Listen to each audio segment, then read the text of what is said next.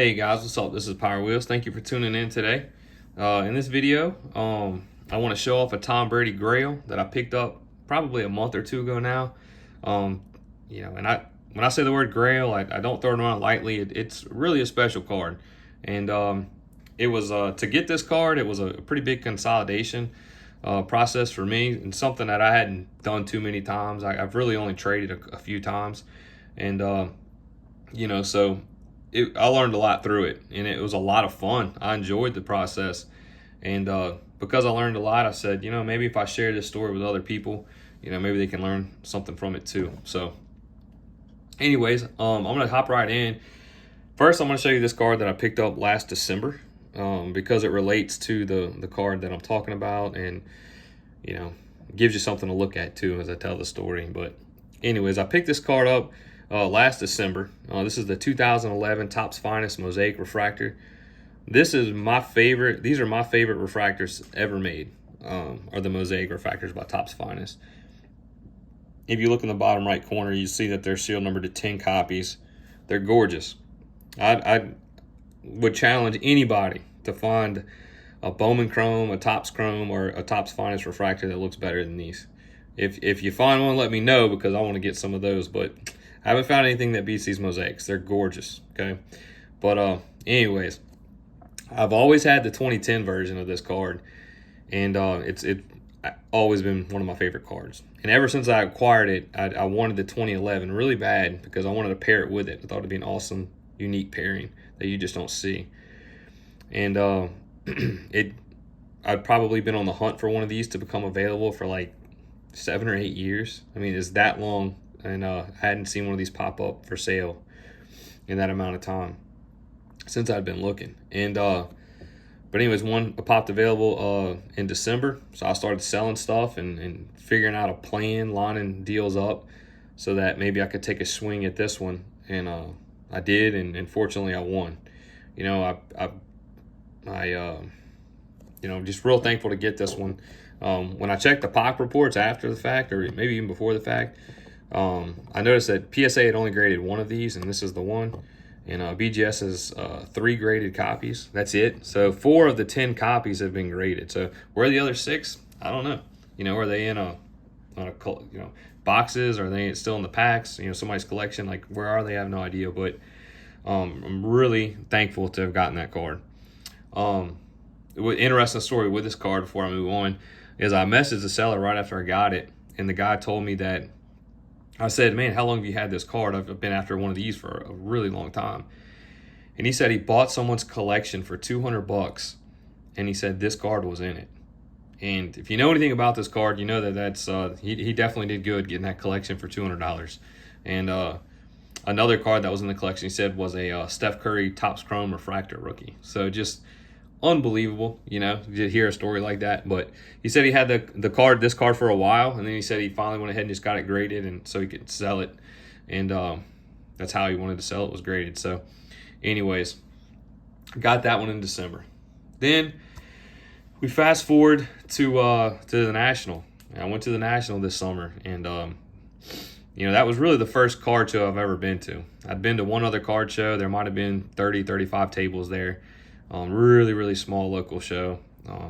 It was fun, but I don't know if I'd really count it as a show compared to some of the shows I see online. But so I kind of consider the National as like my first show, and it was unbelievable. It was an unbelievable experience. I was overwhelmed, just like everybody says when I walked in. Probably the first couple hours, there's just so many dealers, and it was awesome. Lots and lots of cards, and but anyways, just going to the National, I didn't really buy a whole lot. I mean, I think I brought back 2 cards. If anybody knows me, I'm extremely picky and extremely selective. I don't just buy cards to buy them. I don't really want cards in my collection that I know I'll end up moving. I don't have a huge budget, and I don't like to sell cards to get cards. I kind of like to buy cards that I want and keep the cards that I have. So it's a little bit slower process for me. But like I said, once I get cards, they pretty much stay put in the collection. So that's kind of how I am. So when I went to the National, I did, like I said, only picked up the 2 cards. But when I came back, I was really, motivated. It just fired me up, and I started pulling out my cards and then looking at them and critiquing them a little bit harder. Like, do I really want these, or do I want something better? And my PC, I kind of have it in two tiers, and I have it in two boxes.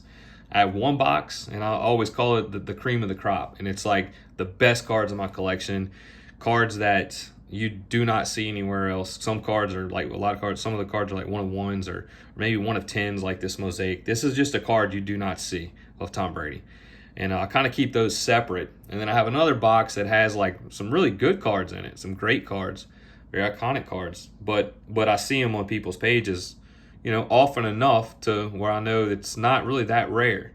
And the cards that are the most special to me are the ones that I don't see all the time. I know I can't go on eBay and just grab, or hunt one down on IG very quickly, So as I'm looking through what I call my cream of the crop box, I'm looking at those cards, and I'm just thinking I want more cards like this.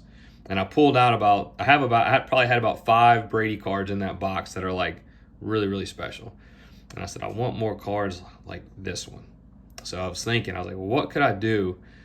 Maybe I could consolidate some of these cards in this other box and move it into something better. And I didn't have any card in mind. I didn't, I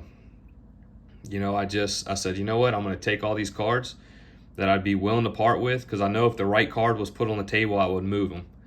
And so I just laid them all out. I started taking pictures, and I put them on my story on Instagram.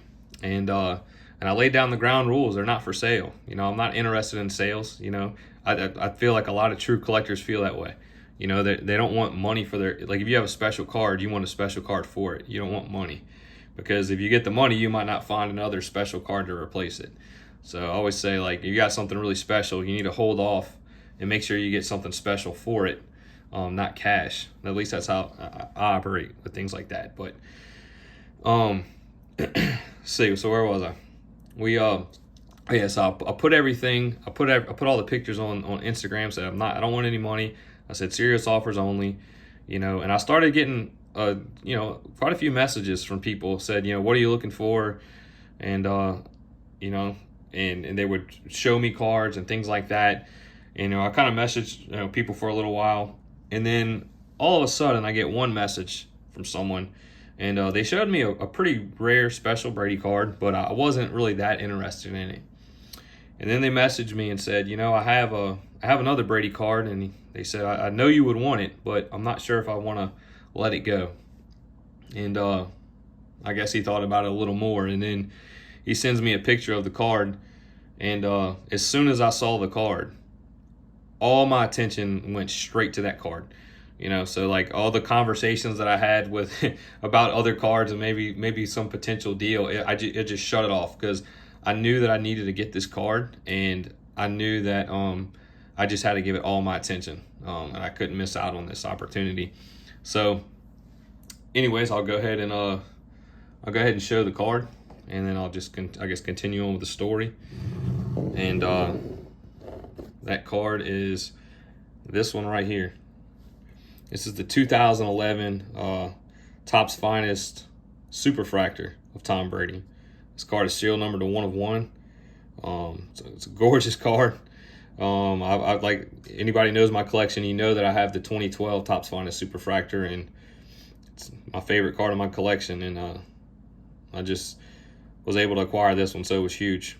And a long time ago during quarantine, I tried to get this card before, and I had a deal all lined up to get this card from the seller on eBay. It was on eBay at the time, and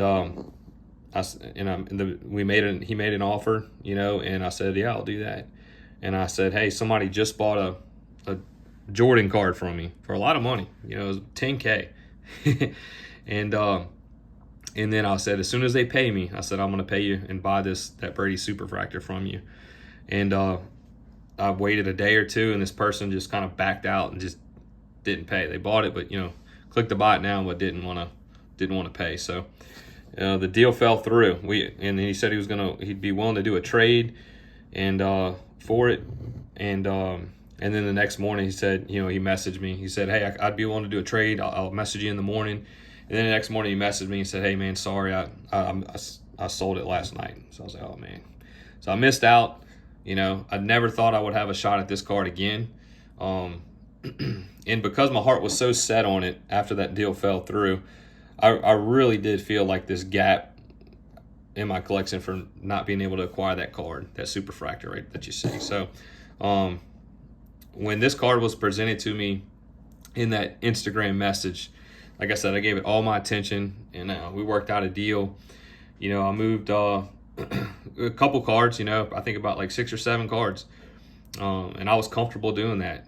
Some of them were some of my rookies, some of my better rookies. But, when I look on other accounts and I see lots of people with those same rookie cards, and I hold mine in my hand, it just doesn't feel special to me. And so I was completely content and comfortable doing that, and Topps Finest is my favorite product ever made. Superfractors are so iconic to me. They're just special cards. This card just had a lot going for it for me, and it was a must. And it's definitely a grail in my collection. So it was all worth it for me. I was really glad to make the deal, and I learned, like I said, I learned a lot from it. It's definitely something I would do again.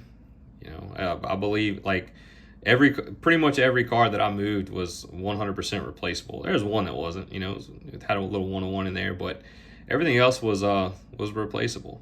And I feel like anytime you can move something that's replaceable to gain something that's not replaceable, I think you should do it. And so this just kind of added another like cream of the crop type card to my PC. A card that's not going anywhere, a card that's you're not going to see everywhere else, and those are the kinds of cards that I want, And so, anyways, it was worth it to me. I'm glad it worked out. So I took a chance. Like I said, I put all those cards up on Instagram. I'd never done anything like that before, and I couldn't imagine looking back now after having this card. Looking back, saying, "What if I'd never done that?" I would never have this card right now, and so I was pretty pumped. I'm glad I took the chance, glad I took the risk, and I'm glad it worked out. So anyways, that's my story, and I'm sticking to it. You guys have a good day. Thank y'all for watching. Please rate, comment, subscribe. If you aren't following me on Instagram or anything like that, feel free to do that. Here's my Instagram. It's also Power Wheels. It's pretty simple. Thank y'all for tuning in. God bless.